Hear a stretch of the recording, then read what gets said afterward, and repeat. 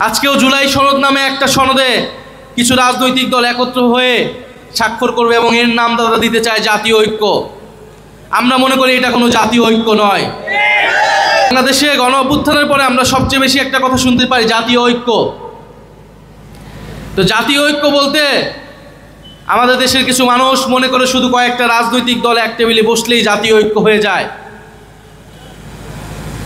জাতীয় ঐক্য হচ্ছে এখানে যেখানে ছাত্র, শ্রমিক এবং নানান পেশাজীবীর মানুষ একত্রিত হয়েছে। জাতীয় ঐক্য হচ্ছে তখন হয় যখন সমাজের নানান শ্রেণী পেশার মানুষ, সমাজের সব অংশের মানুষ তাদের একটি স্বার্থের ভিত্তিতে, দেশপ্রেমের ভিত্তিতে একত্রিত হয়ে লড়াই করে, যেটা আমরা দেখেছিলাম জুলাই গণ অভ্যুত্থানে।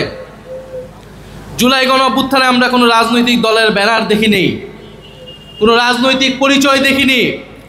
আমরা শুধু দেখেছিলাম ছাত্র, শ্রমিক এবং নানান পেশাজীবী যারা ফ্যাসিবাদী ব্যবস্থার বিরুদ্ধে লড়াই করছে। নতুন শ্রমিক সংগঠনের আত্মপ্রকাশ আমাদের জন্য অনেক সৌভাগ্যের এবং আমাদের জন্য অঙ্গীকারের। আমরা যখন গণ অভ্যুত্থানের প্রেক্ষাপট তৈরি হয়েছিল 2024 সালের জুলাই আগস্ট মাসে, আমরা তখন আমাদের এই আন্দোলনের ব্যানারের নামটি দিয়েছিলাম বৈষম্য বিরোধী ছাত্র আন্দোলন। কারণ আমরা মনে করেছিলাম যে আমাদের যে আন্দোলন, আমাদের যে লক্ষ্য, সেটা কেবলই কোটা সংস্কারের জন্য নয়, কেবলই সরকারি চাকরির কোটা সংস্কারের জন্য নয়,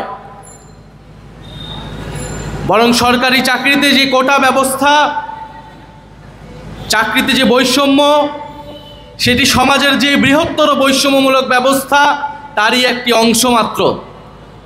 ফলে আমাদেরকে যদি লড়াই করতে হয়, সংগ্রাম করতে হয়, সেই বৈষম্যের বিরুদ্ধেই গিয়েই আমাদেরকে আন্দোলন গড়ে তুলতে হবে এবং সমাজের বৃহত্তর মানুষকে এই আন্দোলনের সাথে কানেক্ট করতে হবে, সম্পর্ক তৈরি করতে হবে।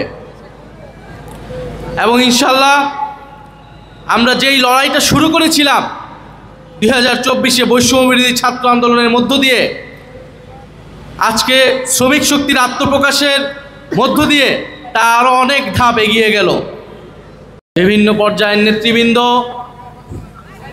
এবং জাতীয় শ্রমিক শক্তির নেতৃবৃন্দ সবাইকে জাতীয় শ্রমিক শক্তির আত্মপ্রকাশ উপলক্ষে আজকের এই অনুষ্ঠানে জানাই প্রাণঢালা শুভেচ্ছা এবং রক্তিম অভিনন্দন।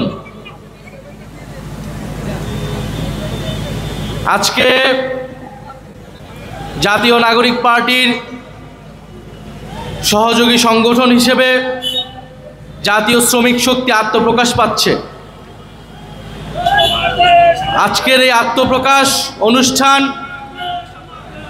এবং এই শ্রমিক বৈষম্য বিরোধী ছাত্র আন্দোলন গণ অভ্যুত্থান সংগঠিত করেছিল, সামনে থেকে নেতৃত্ব দিয়েছিল, কিন্তু তা কেবলই সম্ভবপর হয়েছিল ছাত্র এবং শ্রমিকদের ঐক্যের মাধ্যমে। কারণ আমরা দেখেছি বিগত 16 বছর যেই ফ্যাসিবাদী বন্দোবস্ত বাংলাদেশে ছিল, যে অগণতান্ত্রিক শেখ হাসিনার স্বৈরাচারী শাসন ব্যবস্থা ছিল, সেখানে সবচেয়ে বেশি নির্যাতিত হয়েছিল শ্রমিকেরা। তাদেরকে তাদের ন্যায্য মজুরির জন্য সেই 2024 মাসের শুরুর দিকে আন্দোলন করতে হয়েছিল এবং পুলিশের গুলিতে শ্রমিক মারা গিয়েছিল। আমরা সেই আন্দোলনে তখনও ছিলাম। ফলে এই যে একটা ফ্যাসিবাদী ব্যবস্থা, যেখানে কোনো গণতন্ত্র ছিল না, মানবিক মর্যাদা ছিল না, ছিল না শ্রমিকের অধিকার, ছিল না যুবকদের, ছাত্রদের কর্মসংস্থানের অধিকার। ফলে আমাদের ছাত্র, শ্রমিক ও নানান পেশাজীবীর ঐক্যের মাধ্যমে যেই গণ অভ্যুত্থান সংগঠিত হয়েছিল, যেই জাতীয় ঐক্য তৈরি হয়েছিল, সেই ঐক্যের ভিত্তিতেই আমাদের পথ চলা, আমাদের নতুন বাংলাদেশ গড়ে তোলার এই লড়াই